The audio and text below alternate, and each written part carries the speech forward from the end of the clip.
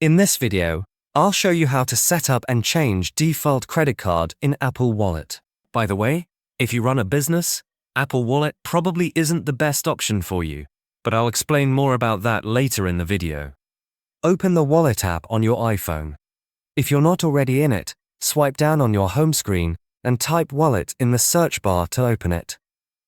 Once you're inside the Wallet app, you'll see all the cards you've added. If you've recently added a new card and want to make it your default, simply press and hold the card you want to set as default. While holding it, drag it to the front of your card stack.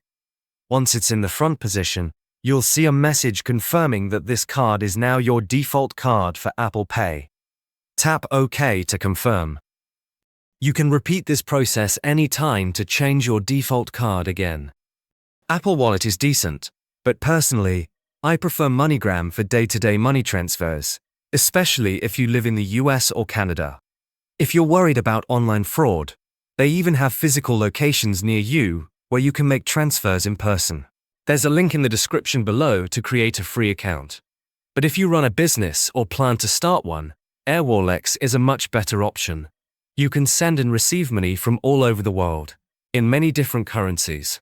It's a complete business banking account that goes way beyond what Apple Wallet offers. There should be a video popping up on your screen now. It's a detailed Airwallex review covering everything you need to know. Click the video to start watching.